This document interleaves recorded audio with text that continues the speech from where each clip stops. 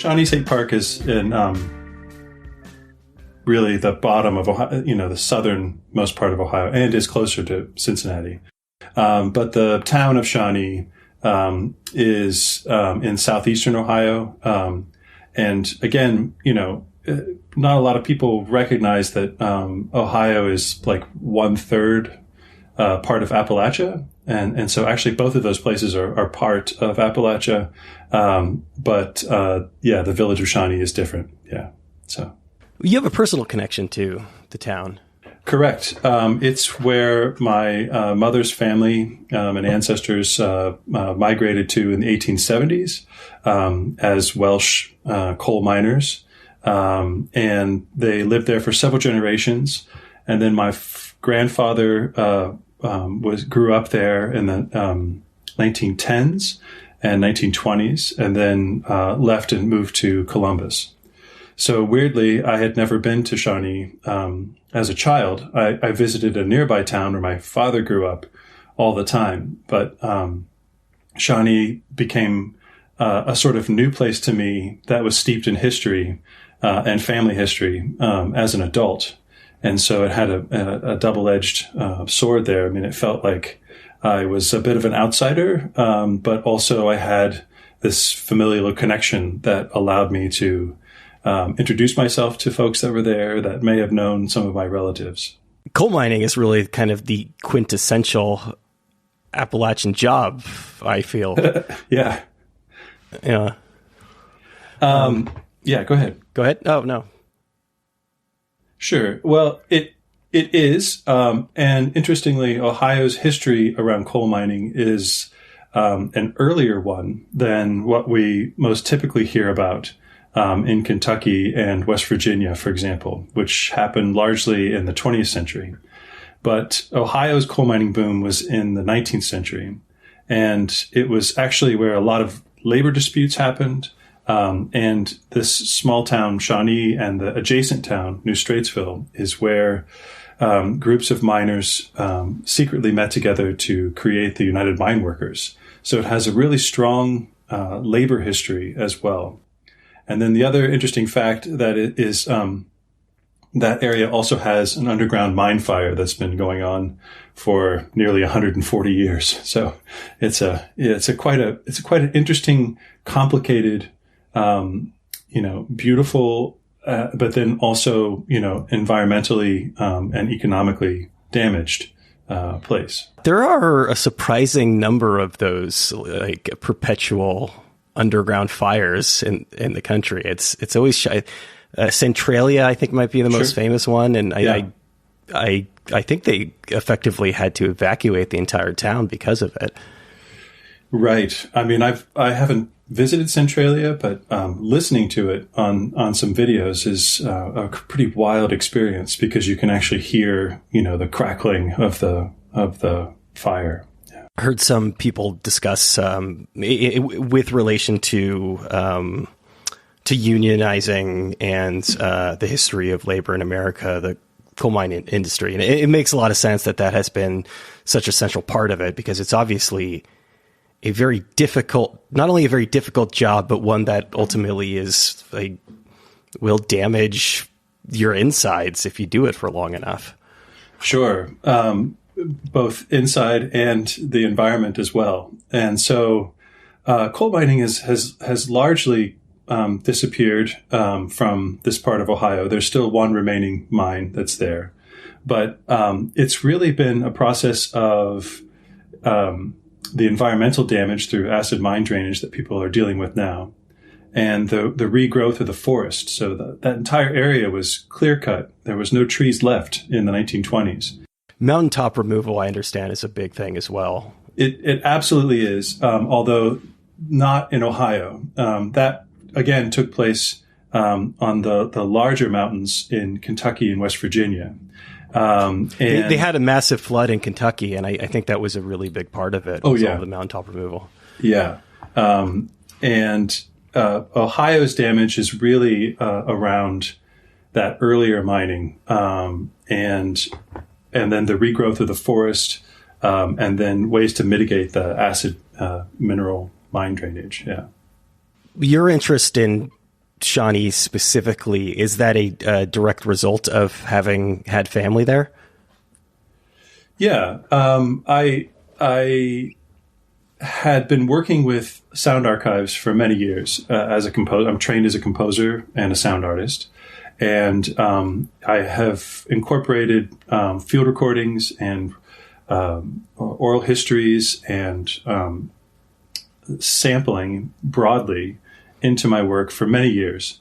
And I had been working in Kentucky at Berea College and working with their Appalachian Sound Archives.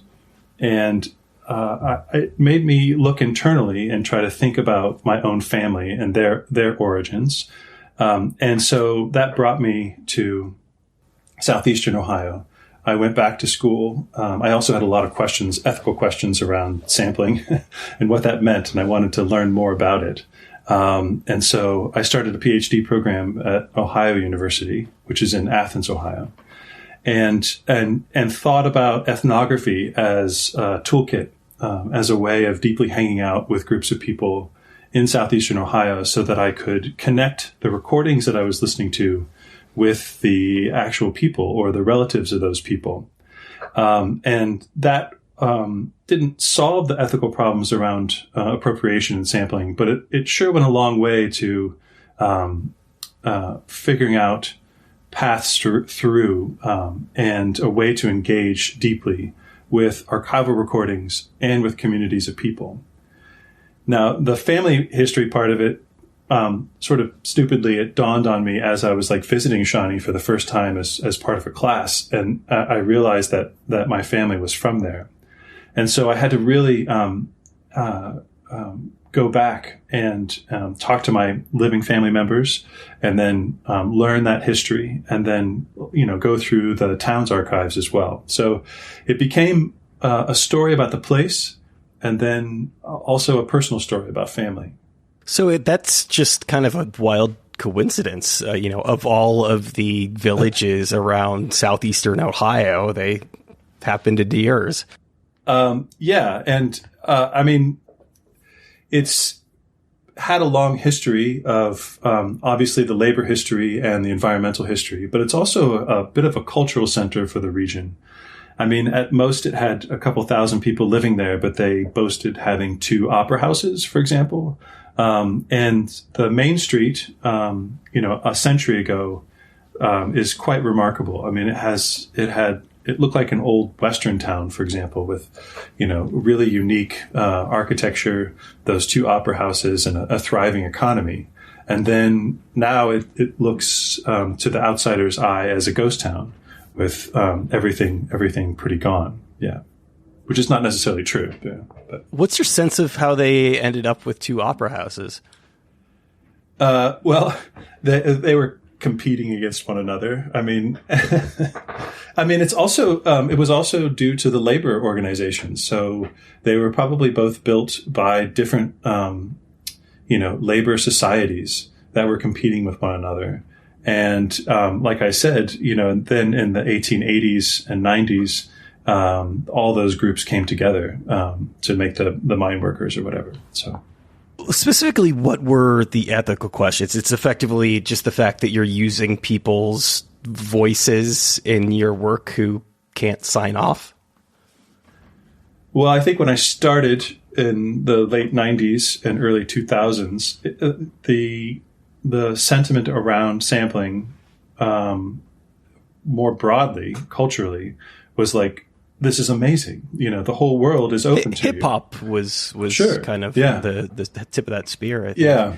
And I had been working a lot with, for example, the Harry Smith anthology of folk music, as a starting place. And for me, I can't say that I was thinking about who are the people on the other end of these recordings and what are their lives and what are their families' lives. And so it became a slow process and of really finding those connections. And so, for example, when I was in Kentucky, I was listening to recordings of this woman named Addie Graham, who I really loved, and then met her great-granddaughter. And it just hit me like a ton of bricks I was like, there are, even though the recording was made 40 or 50 years ago, here is a living person, that has family stories connected to those recordings, and it completely changed my attitude towards them. It changed from like, I can use whatever I want and use it however I'd like to, I need to think about these family members and take them into consideration. I mean, these are not recordings of, powerful people or famous people. They are of everyday people. So and oftentimes, the recordings that I use might be of marginalized people. And so that has to really factor into, my use of. With that last example, how can you be mindful that you're giving, as you said, marginalized people the proper respect? You can't ever fully answer the question, or I personally can't. From my vantage point, and my own identity. We're two white guys named Brian. Yeah, exactly. I mean, I can give an example. In 2010 or 2009, I was asked by Experimental Sound Studio in Chicago to work with the Sun Ra El Saturn collection there. And this is a set of like 500 or 600 tapes that Sun Ra made. The experimental band leader and composer. That's about 2% of his catalog, I would think. Yeah, exactly.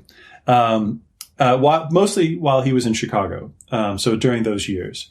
And I was asked, along with other artists and writers and filmmakers and musicians, to reinterpret the archive as a celebration of its digitization. And as part of that process, I entered willingly into a contract with Sun Ra's nephew, who is the copyright holder of those recordings. And that contract explicitly said that he and the other people that were in charge of the recordings had the ability to not accept my piece, my work.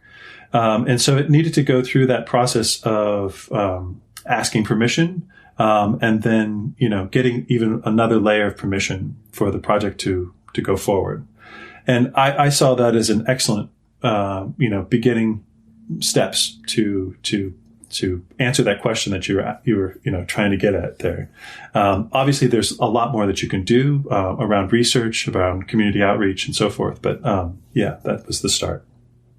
But knowing that at some point that they are going to be looking at this and giving this a thumbs up or thumbs down, does that affect the work from the outset or your approach to it? Yeah, it does. It totally does. And I don't think that's necessarily a bad thing. I think that having those, now, if it was a sample, this is an interesting question, because if it was a sample from, I don't know, a presidential library, for example, do you see what I mean?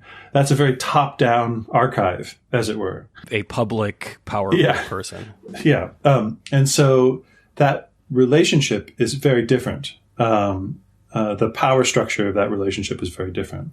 And so I think I would approach it that very differently, and be much more open to challenge, for example, or to think and listen critically. I'm still listening critically to the other material as well, but I think what it boils down to is just taking into consideration, who the recordings are from, and what's the best way, to use them.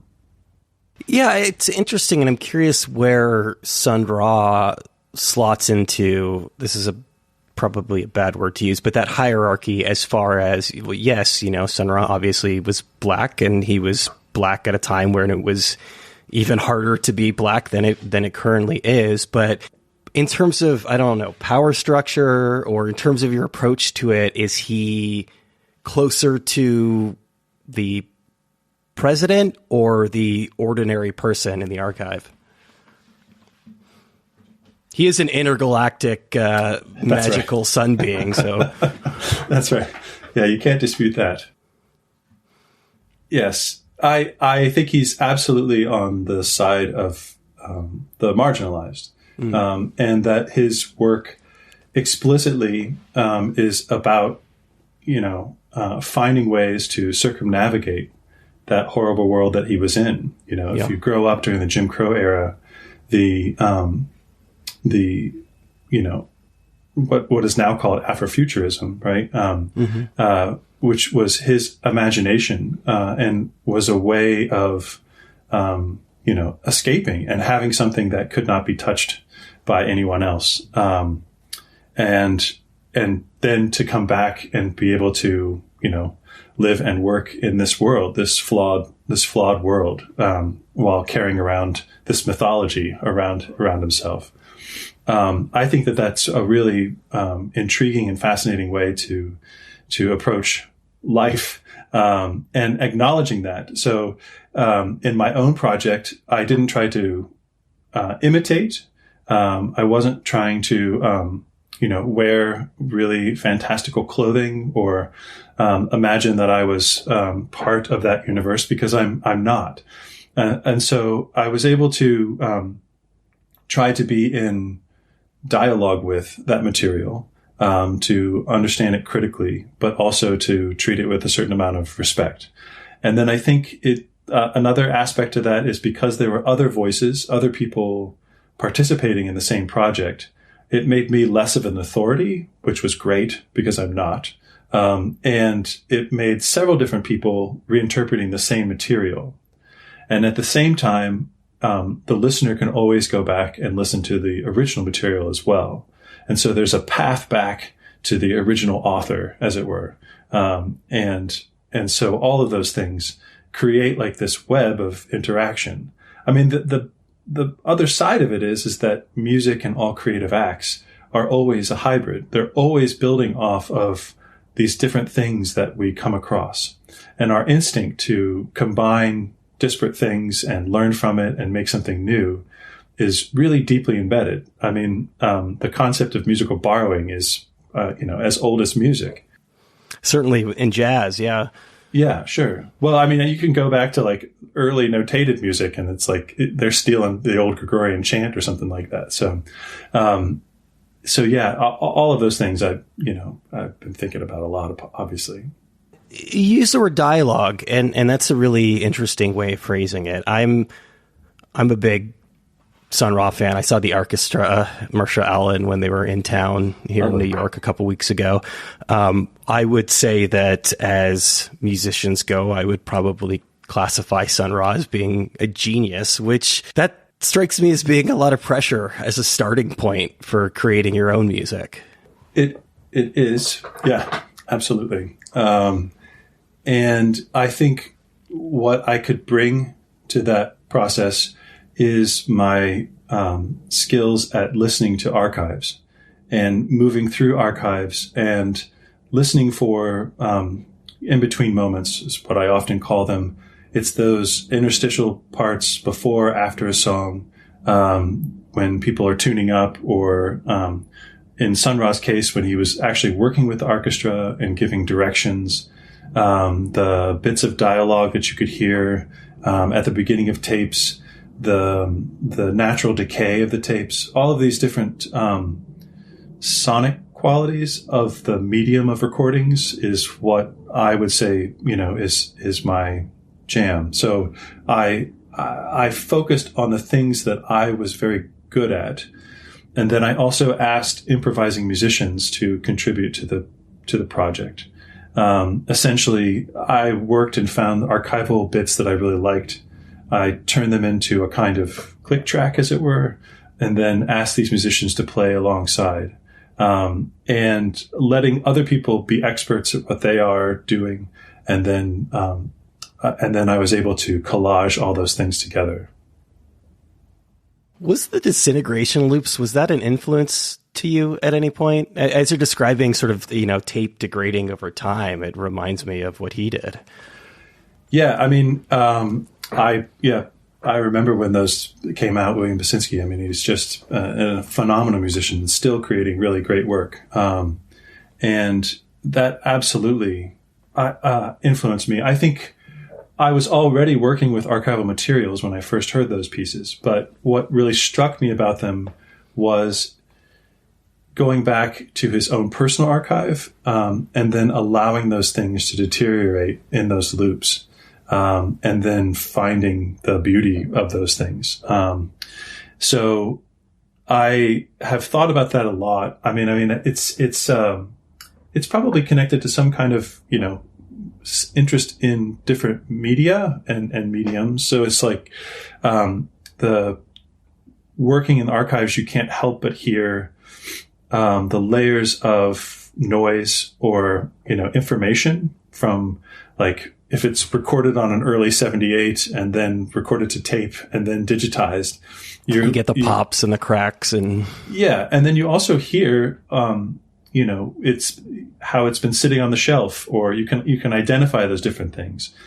And the phrase that I really like about that is it's a kind of noisy memory, and it's not alphabetic. It's not around words that we can understand. It's sounds, and the sounds have the information that's beyond how we can talk about it. And that, to me, from a media studies perspective, is a really, really fascinating way to think about all these old things. I should also say, you can see behind me, I've got like these old radios and stuff like that, which is what I grew up with. Like, my dad just repaired old radios and record players and stuff like that. So I was constantly being woken up early in the morning by the hiss and hum and the crackling of all these old things.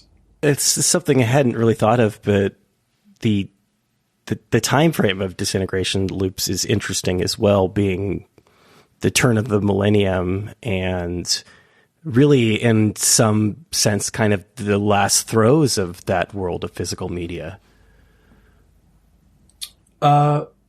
Yes. And of course, I think everyone, or myself, not everyone, but it wasn't composed around 9/11, but it certainly, that's when I saw I think it first. Was like from 20 years. Yeah. It was like over a long period of time.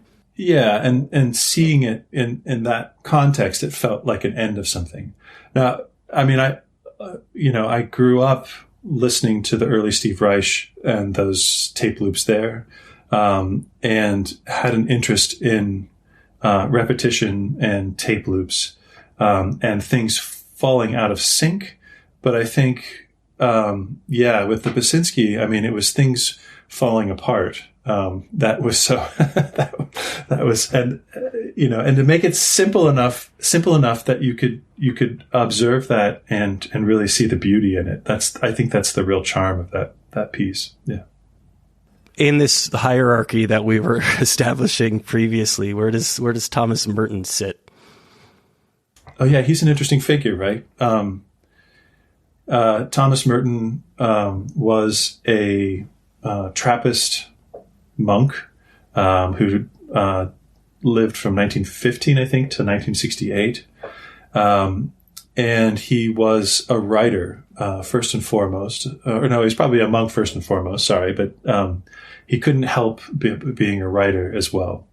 And he grew up just generationally in between. The Beats were about 10 years younger than him. And the existentialists were about 10 years older than him.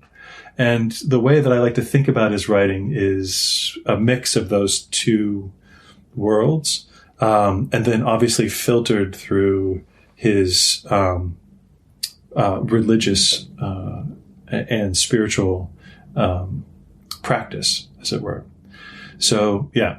But that doesn't help you answer that spectrum question, but yeah. I read Philip Glass's memoir about a month or two back, and he's a little bit post-beat, but it does. He was somebody who certainly has been, much like John Cage, very interested in Eastern thought, and that that plays a role in the music he makes. It was, I think it might have been Cage who used the I Ching to actually, or maybe it was Glass. I can't remember which one. Cage, John Cage. It was Cage. Okay, mm-hmm. To help him compose, and obviously, the Beats were tremendously influenced by the early in terms of America Zen Buddhists coming over to the States, the Dharma bums, for example. Right. Yeah. And, Merton was in dialogue with D.T. Suzuki, who really introduced a form of Zen Buddhism to the United States. He was also friends with the Dalai Lama, for example. So he really was one of those, I suppose you'd call him a spiritual master. And but all of that stuff was less interesting to me, I have to say, than his openness and curiosity and vulnerability that I kept seeing in his journals. And it made me curious as to whether he had recorded anything. I knew there was a lot of tapes of him teaching. He was teaching the young monks history and so forth. But that felt too, public facing. And I mean, he's like pontificating, and it's not, to my mind, it's not as interesting. So I visited the archives, and the archivist there, after I told him what I was looking for, shared with me this series of recordings that had not been released before. And it was basically that one of the monks brought him a tape recorder into his hermitage where he was staying by himself, and brought him a tape recorder. And he immediately started to use this tape recorder as a creative practice, but also as like a contemplative tool. And right away, he's trying to test the limits of the machine. He's making field recordings. He's doing experimental, he's playing records on top of it, and then like improvising on top of that, and then questioning it as a medium. And it just happened to be the exact time where he had come out of having an affair with his nurse. So he had decided to stay a monk and not go off and get married or whatever. And I think there was just like this great sadness, and he'd been really cracked open, and you can hear it in the tapes. You can hear that vulnerability in his voice. There are moments when, he's almost, you can hear like a slight warble and a pause in his voice. Now, of course, I've listened to the recordings hundreds of times, and I might be adding my own, my own agenda to it. And I might start to hear things that aren't there. I'm certainly, I could be guilty of that. But I really do think it shows a level of vulnerability that you can't find in his writings necessarily. And there's an old phrase by, a psychological phrase, which is like, speech reveals your words and text conceals, so that our writing can be very descriptive, but the speech itself and hearing it has an extra layer of information on it that can help us discern what a person is thinking or expressing. That's part of it, sure, but you were alluding to the difference between these effectively journals and his teaching, which is much more structured and was public, and more importantly was he intended and was aware of the fact that it would be consumed by the public. And as we're talking about certain ethical concerns around this, I'm curious. This sounds like a very personal thing that he did that he didn't necessarily expect people to listen to. That's true. And yet, I could be wrong. His journals, which were my way into really admiring Merton, were published 20 years after his death. And I think he had arranged for them to be published. But because of the sensitivity of people that he was talking about, he wanted that to wait until many years later.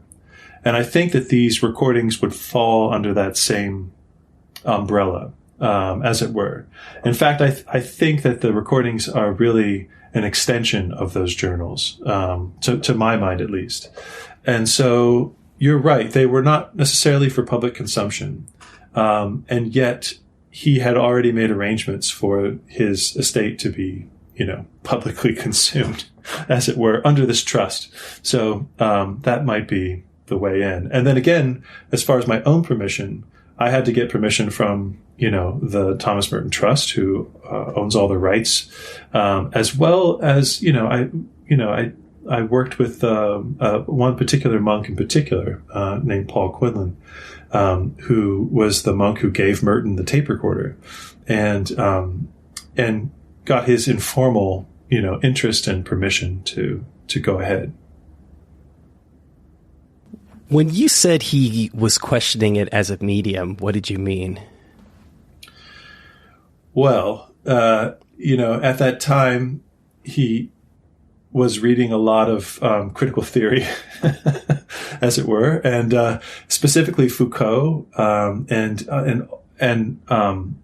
he was, and also a lot of Sufi mystics, and he was thinking about us as people being two sides of the same coin, what we say externally and what we feel internally. And then he started to relate that to the recorder itself, the recorder being this lifeless box that yet was speaking back to him as he spoke to it. And, then he would play it back and listen to his own voice. And so as the process of doing that made him question, maybe he was saying too much off the cuff and not from the heart. And it made him think about choosing his words more wisely, as it were. But I think it was just a general sense of, interrogating the recorder. And also he had been reading a lot of Samuel Beckett. I do hear a plane flying over. There's a Samuel Beckett play called Craps Less Tape, which is about an old man listening back to his life of through his recordings that he made each decade. And I just thought about Merton doing the same thing, where he's self-reflecting and questioning, what he's written and who he is constantly, and then reaffirming, this desire to be in solitude and just to being literally open to the world. That's interesting too, and I could be fudging this a little bit, but it seems that the time frame we're talking about here is sort of right on the cusp of McLuhan coming around and really interrogating the medium. Oh yeah. I don't know the years where those the medium is the message or the massage. Yeah, if we're talking the 60s here, though, that must have been right before, I would think. I met some Merton scholars over the summer, and they really know a lot. But that I wouldn't put it out of the realm of possibility, and that he's definitely concerned and interested in different media. I mean, but what I think he does is he inserts his contemplative expertise and practice into these different things. So, for example, poetry. He wrote experimental poetry that could hang with Samuel Beckett and that style of writing, but it always was through that contemplative lens, as well as painting. He did a lot of painting, and then photography as well. So with each of these mediums, he was doing the same thing that he was doing in the writing, which is a curiosity, an intellectual curiosity, but also like just a spiritual curiosity about what these things could offer. Was it spirituality that drew you to him in the first place? Well, I grew up in a very Catholic household and a very loving family. But when I was a teenager, I started to think more critically about a lot of my own religious upbringing.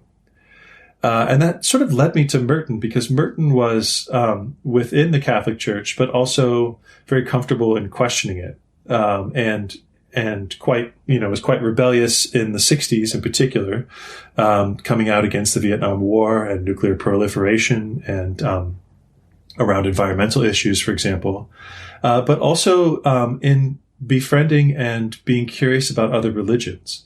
And that to me was a way to learn, to open up myself beyond what my own upbringing was, and to sort of very gently, enter into an argument with my parents over the years around that religious upbringing. And so it was very important for me as a teenager, and then into my early 20s. And then I sort of let it all go. And I didn't return to it again until just a few years ago, because I was trying to find that style of writing again, that seemed self-assured, but also uncertain at the same time, and very open. And so I went back to the journals and reconnected with those, and then that led me to the recordings. Did you get the sense that those conversations or arguments with your parents moved the needle at all as far as their opinions on the subject? I don't know the answer to that. I mean, it wasn't a huge blowout style argument or anything like that. It was just kind of like an ongoing dialogue. As I continued to grow and change, they were always willing to listen. But I think that they, to their credit, had always stayed firm in their ideas and beliefs. And I never wanted to change them necessarily. I just became so curious about everything else that I needed to go my own way too. So would you say your father was religious? Absolutely. Yeah. Yeah. I think, my mother, is more of a contemplative, and she took it very seriously and was part of an order of contemplatives. And so I grew up being very curious about the idea of contemplative practices. But for me, when I learned that, that could also take place with Sufi mystics or Zen masters or Buddhists or what have you, that practice of silence and being open and vulnerable to the world is felt like no one really uses the word universal anymore, but it did feel like a more human quality that was deeper down than any one particular practice. So that was the thing. Yeah, that was that. I mean, that really felt like a gift that my mom in particular gave to me, and my father was much more quiet about it, but also very steadfast. And his world was much more physical, and it was rooted in work and in objects and repairing a lot of different types of objects. It seemed like there was nothing that he couldn't repair, and so he was a very mechanically minded person. So it's that combination of those two different things that I think is really interesting. Would you say that was both his job and hobby? Yes. So, he was a typewriter repairman, which is a very antiquated job now. There's no such thing. And he did that his whole career. And then when he retired, that translated into, antique radios, turntables, anything having to do with, tubes and transistors and sound was really up his alley. Are you mechanically inclined at all? No, no, I am not. And that was one way that we could connect, though, because I would always bring him things that I knew that he could repair that I couldn't. So it was a way of connecting. There were a lot of ways that we were very different. I mean, I grew up very artistically minded and deeply into classical music to begin with, and training as a classical musician, which couldn't be further from my father's upbringing, in Appalachian, Ohio. And I hear that in some towns they have two opera houses. So that's true. I think it's a different kind of opera. Yeah. Although, my grandfather on my mom's side was a musician, so I suppose there was a bit there. But my father saw the world through his hands and understood it very, very differently than I. And yet he was always encouraging, and even though he didn't understand what I was doing, and often thought that I should get a real job, as he would say, he still supported me, through all those years. There are ways on the face of it in which obviously they're opposites, but ultimately maybe they're not too far from one another. I mean, obviously, I don't know. There are probably ways in which repairing, especially an old analog device, is creative, and certainly you have a job that requires, especially as a pianist, you to use your hands. That's absolutely true. Yeah, yeah, for sure. There's a lot. I mean, I'm sure there's a lot of ways that it connects, and it feels closer now than it did, obviously, when I was young. So you go out and you're trying to assert who you are and defining yourself perhaps against your family or other people that you've known. But as I got older, I could see definitely those connections for sure. And I have such a strong interest in the old objects themselves too. But I'm looking at them from a slightly different angle, or listening to them from a different angle, and trying to grasp them as a musician, as someone working with sound, and even through writing or what have you. So, yeah, they're complementary. I'll say that. When did he pass? It's 2021, so 2 years ago. Yep, a little over 2 years ago. That really directly spurred this project on. It did.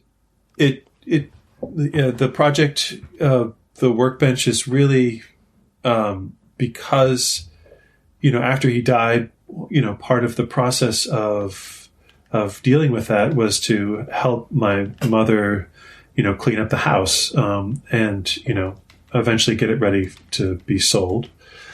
And that meant going through all of these objects of his. And the Workbench was such an important part of me growing up, because I would sit there and obviously watch him work and tinker with things. And so sitting there, I was trying to imagine, could the objects themselves have a kind of agency? Could they somehow connect me, to the past, or to this person that I, have known my whole life and have obviously loved? So when we're talking about archival recordings or these Thomas Merton recordings, like, that is a tangible connection to past lives. Yeah. But now you're talking about in a sense, the hardware that was recorded on, perhaps.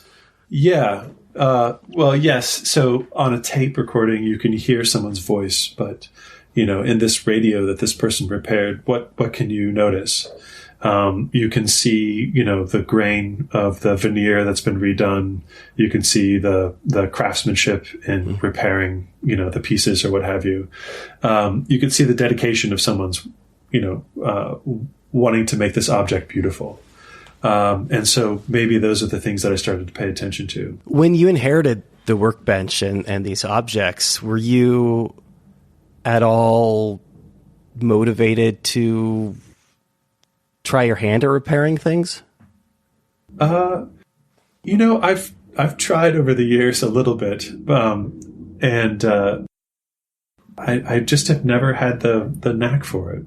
So, but now I have all these tools. So, but I will tell you one thing is that I basically, took the Workbench and set it up in my own garage.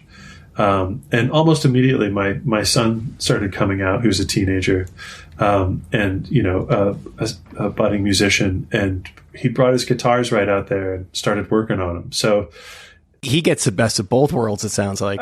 It was totally fascinating. It was very unprovoked. And, I saw that as being, oh yeah, the Workbench itself is a kind of gift. It doesn't have, any monetary value, but it has this value as being a gift that I can then, allow my son to use. And then that puts the gift in motion. That allows that physical object to be activated, as it were. Yeah. Genetics are fascinating, aren't they? Yeah, totally. Sometimes things skip a generation, and yes, yeah. Yeah, go ahead. No, please. I was just going to say, that's what happened with my grandfather on my mother's side, the one from Shawnee, who I never knew.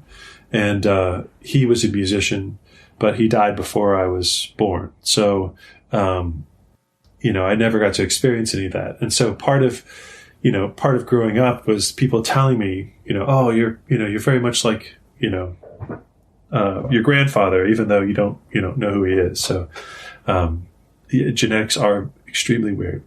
Obviously, your son knew his grandfather. He knew my dad. Yes, he did. And so, but I suppose he's 15 now. So, he knew him for 13 years or whatever. And kids are funny. They don't look like they are processing anything, but years from now, I'm sure they'll have all kinds of thoughts and memories around it. Yeah. Back to the ethical conversation that we were talking about before.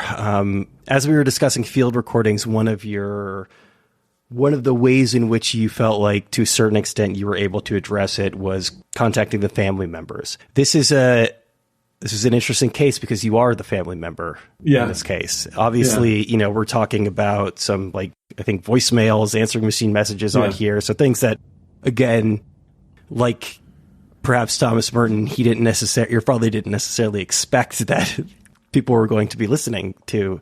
How does ethics play a role when you're doing a project like this with your father? Well, yes, it's so personal, and the recording at the end of the piece, I made while my dad was in hospice, and he was in those last stages of life where you're essentially asleep, and it was just the breathing, and I don't know why I even made that recording. To be honest with you, it was just instinct. Knowing what I know about you based on this conversation, that's that's how you process things. Yes, right. And so I didn't even know if I would use it or not. But I was very worried, to get to your question, I was very worried about my mother in particular, hearing this recording, and I have 4 sisters, so I spent a lot of time trying to soften the blow, as it were. But my mom was okay, and I think she really appreciated and saw what I was doing.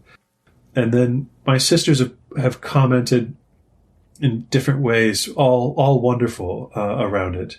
And they've essentially agreed that it's a kind of gift for other people as well, and that I'm okay. I'm okay with that. Yeah, it's very personal and very, very hard, but I just think there's something very deep there that it can resonate with. Well, everyone at some point in their lives has to deal with, obviously, their own death, but then the death of others.